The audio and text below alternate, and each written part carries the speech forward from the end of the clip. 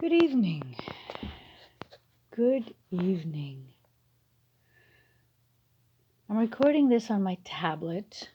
I am inside, and what's nice about the tablet is that the cover blocks the video camera, so I don't have to worry about what I'm filming or not filming. It's late, it's dark, I'm home. But I was guided to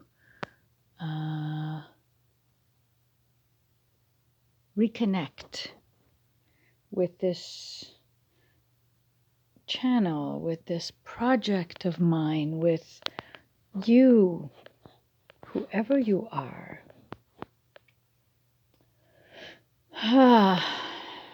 Who's resonating with what I have to say. Tonight it is January 10th. It's probably about 10 o'clock. Tomorrow's January 11th. You're probably going, oh, good. Yeah. And then the next day is the 12th. Yeah. Wow, Dee. I was always good in math.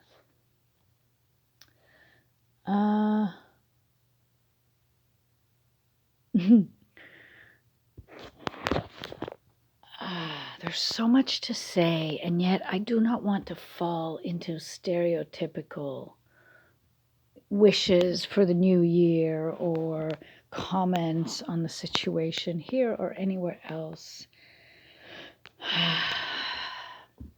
Just give me a second. I'm trying to reconnect with my own truth and my own heart and why it is that I have pushed the record button this evening. I am feeling a sense of foreboding. I am feeling, and some of this isn't just my feeling, it's mainly based on, yes, current affairs, but astrological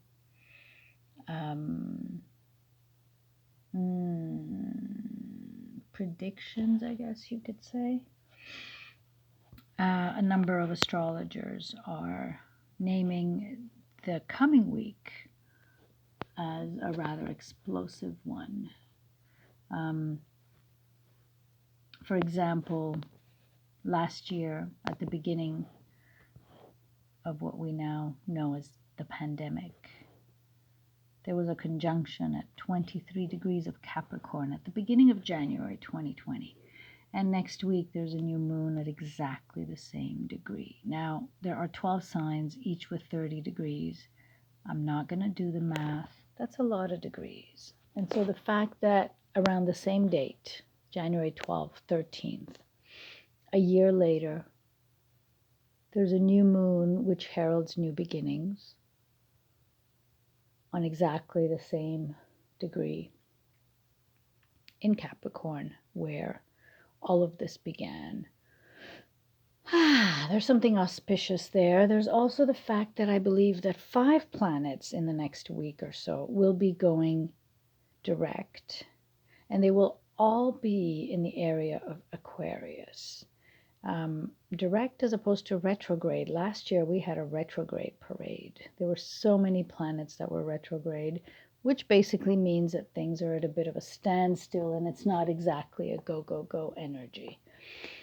Now, I am not an astrologer, and this isn't about the signs and what's going to happen to us. This is more the study of the cycles of these planets, and it's quite eerie how everything that's happened in 2020 had been sort of predicted in that, you know, they knew something was going down because of the way the planets were going to be interacting during the past year. And so it is all for the greater good. Everything that is happening, I believe, is for highest good. I do believe that this pandemic, as much as it has caused immense pain and sorrow, it also brought gifts.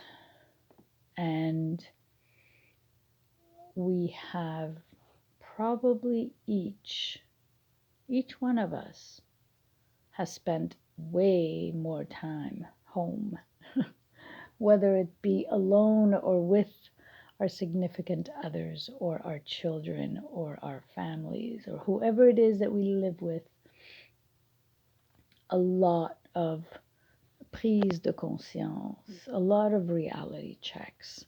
And I believe that this has brought many, many people to a place of greater authenticity.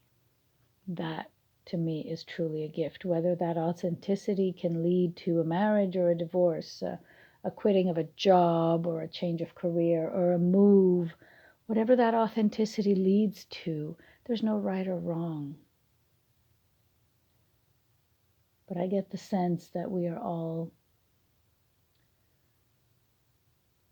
we have all done the work of sort of stripping down to the bare essentials and making the most of what we have and discovering hidden talents and hidden gifts and hidden wishes.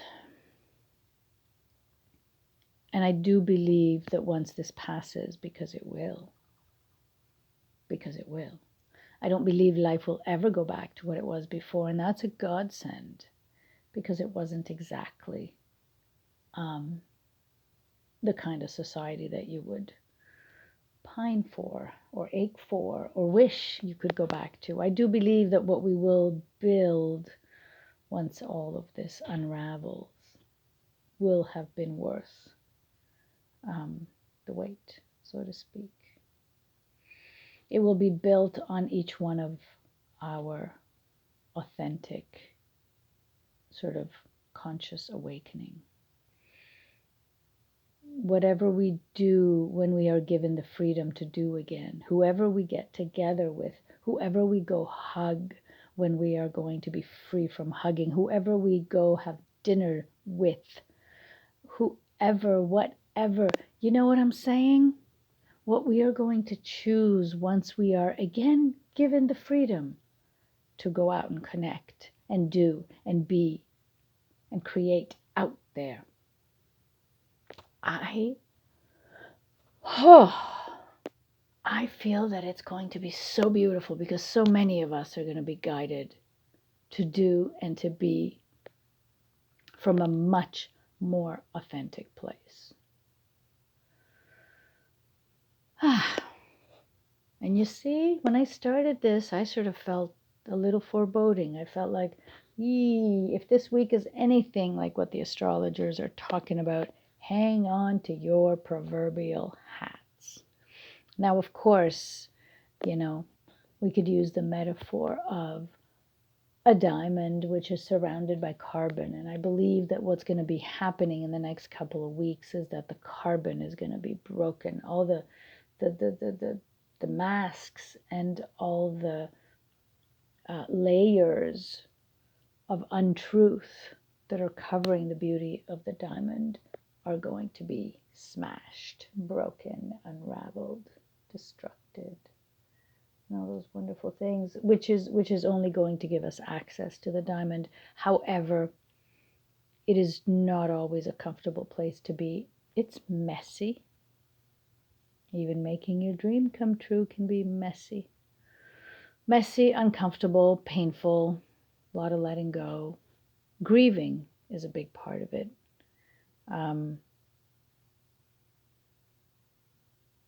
And that's where love comes in. What would love do? What would love do? Remember my last video, love is the answer no matter what the question is. So, no matter what lies ahead, I'm here. I'm back. I look forward to this 2021. I look forward to whatever happened that was retrograde last year. Well, it's going forward this year. Let the games begin. Let's get through this dark tunnel. It's like a birth canal. Let's get this baby out. Enough with the contractions and the labor and the false labor and more contractions and let's just push this baby out.